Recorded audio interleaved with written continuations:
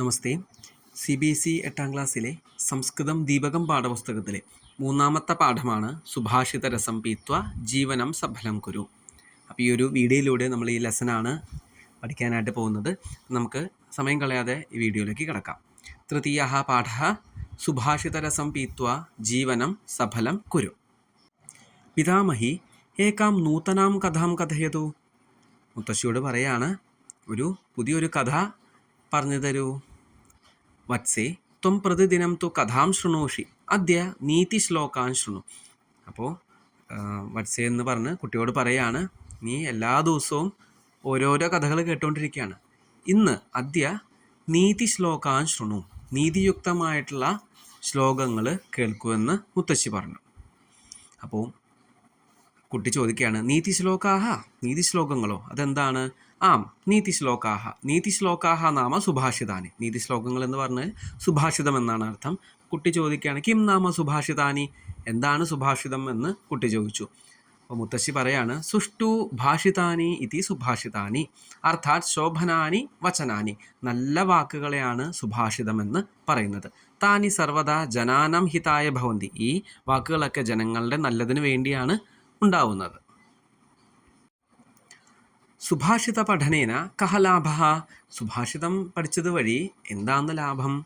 സുഭാഷിത പഠനേന ആദർശ മാനവജീവന നിർമ്മാണായ പ്രേരണ പ്രാപ്യതേ. അപ്പോൾ മോഡലായിട്ടുള്ള ഒരു മനുഷ്യൻ, അതായത് എല്ലാവർക്കും സ്വീകാര്യനായിട്ടുള്ള, എല്ലാവർക്കും നല്ല സമ്മതമുള്ള ഒരു മനുഷ്യനെ എങ്ങനെ നിർമ്മിക്കാം എന്നുള്ള ഒരു പ്രേരണയാണ് ലഭിക്കുക, മോട്ടിവേഷനാണ് ലഭിക്കുക. മാനവജീവനസ്യ സുഖായ സമൃദ്ധയെ ച സുഭാഷിതാനാം പഠനസ്യ ആവശ്യകത അസ്തി. ഇപ്പോൾ മനുഷ്യ ജീവിതത്തിലെ സുഖമായിട്ട് അതേപോലെ സമൃദ്ധമായിട്ടും എങ്ങനെ ജീവിക്കാം എന്നുള്ളത് സുഭാഷിത പഠനം കൊണ്ട് നമുക്ക് ലഭിക്കും, അതിൻ്റെ അറിവ് നമുക്ക് നേടാൻ സാധിക്കുമെന്നാണ് പറയുന്നത്.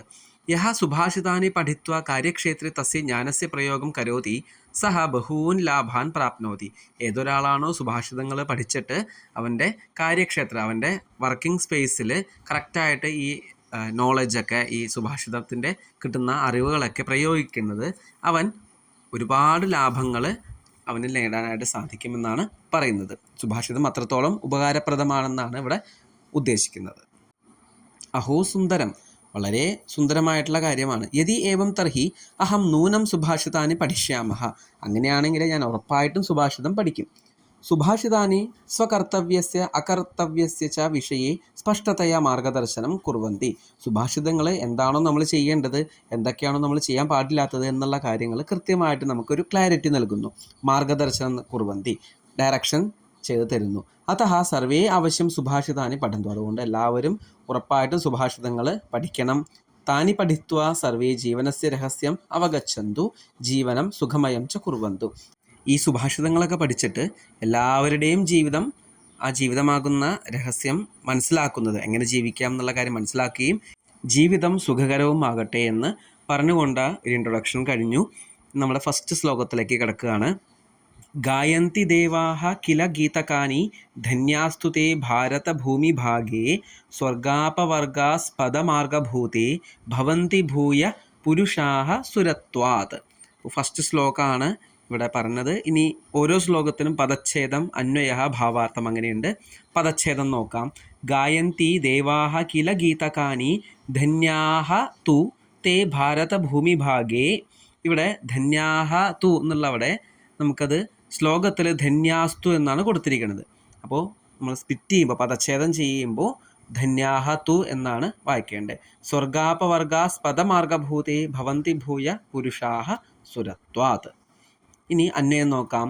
ഭാരതഭൂമിഭാഗേ യേ ഭവന്തി തേ ധന്യാഹ ഇതി ദേവാഹ ഗീതകാനി ഗായന്തി കില സ്വർഗാപവർഗാസ്പദമാർഗഭൂതേ ഭാരതഭൂമിഭാഗേ തു ദേവാഹ സുരത്വാത് ഭൂയഃ പുരുഷാഹ ഭവന്തി. അപ്പോൾ ഇവിടെ അർത്ഥം നോക്കുമ്പോൾ കൃത്യമായിട്ട് എന്താണെന്നുള്ളത് മനസ്സിലാക്കാൻ സാധിക്കും.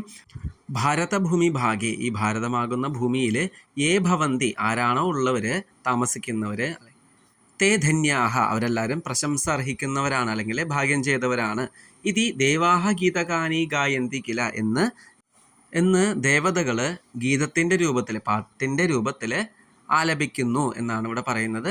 സ്വർഗാപവർഗ സ്പദമാർഗഭൂമി, നമ്മുടെ മോക്ഷത്തിലേക്കുള്ള മാർഗഭൂമിയായിട്ടാണ് ഭാരതത്തെ കണക്കാക്കുന്നത്. തു ദേവാഹ സുരത്വാത് ഭൂയഃ പുരുഷാഹ ഭവന്തി.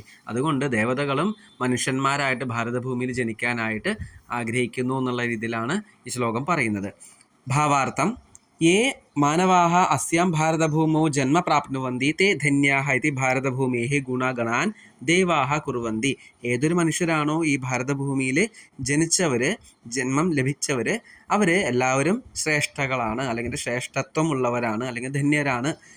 ഇതി ഭാരതഭൂമിയെ ഗുണഗണാൻ ദേവാഹ കുറുവന്തി എന്ന് ഭാരതഭൂമിയിലെ കുറിച്ച് ദേവതകൾ ഗുണങ്ങൾ ആലപിക്കുന്നു. അതഹ വയം സർവേ ഭാരതീയാഹ ഭാഗ്യശാലിനഃ സ്മ. അതുകൊണ്ട് നമ്മളെല്ലാവരും ഭാഗ്യം ചെയ്തവരാണ്.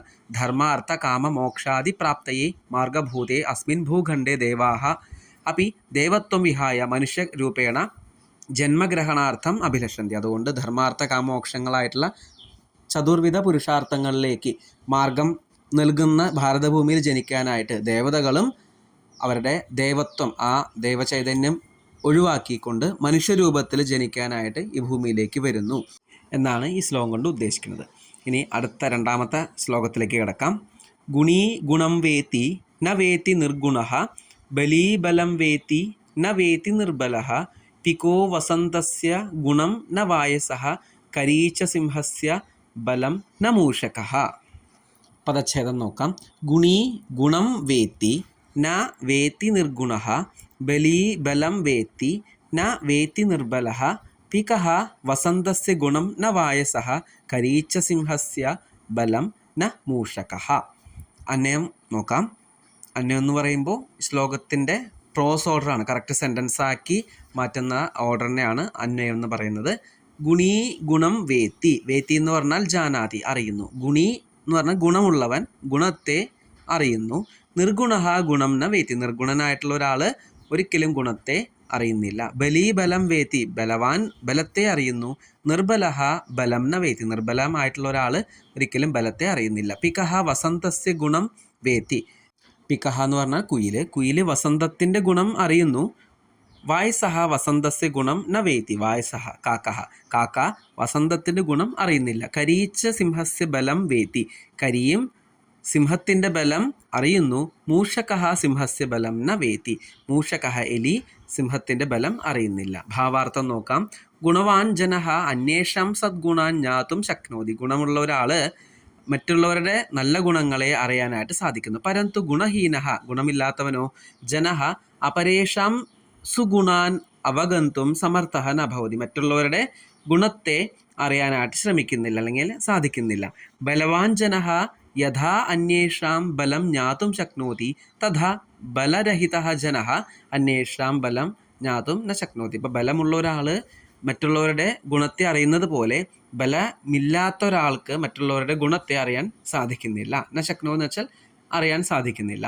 വസന്തകാലേ ആഗതേ പികഃ വസന്തസ്യ ഗുണാനുരൂപം കുഹുതാനം കരോതി. വസന്തകാലം വരുമ്പോൾ കുയില് വസന്തത്തിൻ്റെ ഗുണാനുരൂപം, വസന്തത്തിൻ്റെ ഗുണമനുസരിച്ച് കൂവാനായിട്ട് ശ്രമിക്കുന്നു. പരന്തു കാക്കഹ മധുരം ഗാതും ന ശക്നോതി. പക്ഷേ കാക്കയ്ക്കോ അത്തരത്തിൽ മധുരമായിട്ട് ആലപിക്കാനായിട്ട് സാധിക്കുന്നില്ല. ഗജഃ പശുരാജസിംഹസ്യ ബലം ജാനാതി. ഇപ്പോൾ ഗജ ആന, പശുരാജ എന്ന് പറഞ്ഞാൽ പശുക്കളുടെ, മൃഗങ്ങളുടെ രാജാവായിട്ടുള്ള സിംഹത്തിൻ്റെ ബലം അറിയുന്നു. കിന്തു മൂഷകഃ തസ്യ ബലം ജ്ഞാതും ന പ്രാരയതി. പക്ഷേ മൂഷകനോ, അതായത് എലിയോ, എലിക്ക് ഒരിക്കലും സിംഹത്തിൻ്റെ ബലം എന്താണെന്നോ അറിയാനായിട്ട് ശ്രമിക്കുന്നില്ല, അറിയൂല. അതഃ യോഗ്യഃ ഏവ മഹത്വം ജ്ഞാതും സമർത്ഥോ ഭവതി. അതുകൊണ്ട് യോഗ്യതയുള്ള ഒരാൾക്ക് മാത്രമേ മറ്റുള്ളവരുടെ ഗുണങ്ങളെ മനസ്സിലാക്കാൻ സാധിക്കുള്ളൂ.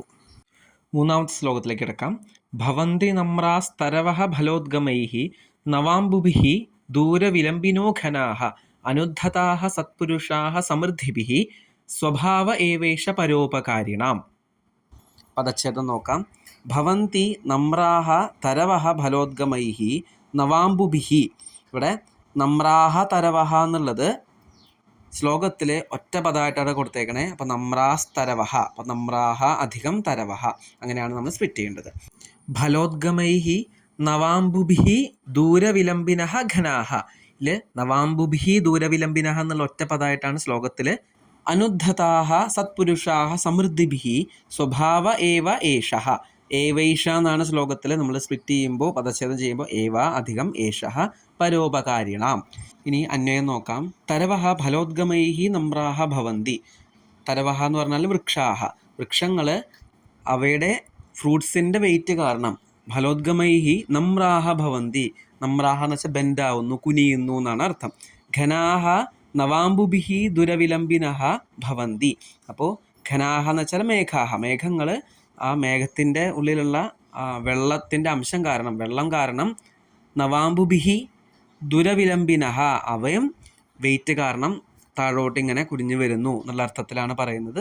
സത്പുരുഷാഹ സമൃദ്ധിഭിഹി അനുദ്ധതാഹ ഭവന്തി. നല്ല മാനവർ, നല്ല മനുഷ്യർ അവരുടെ സമ്പത്ത് കാരണം പൊളൈറ്റായിട്ട് എല്ലാവരോടും സംസാരിക്കുന്നു. പരോപകാരിണാം ഏഷ ഏവ സ്വഭാവ അസ്തി. പരോപകാരികളുടെ സ്വഭാവമൊക്കെ ഇങ്ങനെ തന്നെയാണെന്നാണ് പറയുന്നത്. ഭാവാർത്ഥം: സമയാനുസാരം വൃക്ഷേഷു ഫലാനി ജായന്തെ. സമയമനുസരിച്ച് വൃക്ഷങ്ങളിൽ ഫ്രൂട്ട്സ് ഉണ്ടാവുന്നു. ഫലഭാരേണ തേ വൃക്ഷാഹ നമ്രാഹ ഭവന്തി. ആ ഫ്രൂട്ട്സിൻ്റെ വെയിറ്റ് കാരണം വൃക്ഷങ്ങൾ കുനിഞ്ഞു പോകുന്നു. തഥൈവ നവജലൈഹി പരിപൂർണാഹ മേഘാഹ അവനതാഹ ഭവന്തി. അതുപോലെ തന്നെ മേഘങ്ങളിലുള്ള വെള്ളം പൂർണ്ണമാവുമ്പോൾ മേഘങ്ങൾ താഴേക്ക് വരുന്നു. ഭൂമിയും പ്രതി ആയാന്തി വൃഷ്ടിം ച കുർവന്തി. ഭൂമിയിലേക്ക് വന്നുകൊണ്ട് മഴ പെയ്യിക്കുന്നു. അസ്മിൻ സംസാരേ ബഹവഹ പരോപകാരിണഃ ജനാഹ സന്തി. നമ്മുടെ ഈ ലോകത്ത് ഒരുപാട് പരോപകാരികളായിട്ടുള്ള ജനങ്ങളുണ്ട്. സ്വസമൃദ്ധികാലേ തേ ഔദ്ധത്യം ന പ്രകടയന്തി. സ്വന്തം സമൃദ്ധികാലത്ത് അവരൊരിക്കലും സ്വാർത്ഥത പ്രകടിപ്പിക്കുന്നില്ല. തേ സഹൃദയാഹ വിനമ്രാഹ ച സന്തഃ സദൈവ പരോപകാര യത്നശീലാഹ ഭവന്തി. അവരെപ്പോഴും മറ്റുള്ളവരെ ഹെൽപ്പ് ചെയ്യണം എന്നുള്ള ചിന്തയുള്ള പരോപകാരികളെ പോലെ ആയിരിക്കും. അതേപോലെ തന്നെ എല്ലാവരോടും പൊളൈറ്റായിട്ട് നല്ല റെസ്പെക്റ്റോടു കൂടി സംസാരിക്കുന്നവരായിരിക്കും. നല്ല മനസ്സിന് ഉടമകളായിരിക്കും. തേ പരോപകാരം വ്രതരൂപേണ ധാരയന്തി.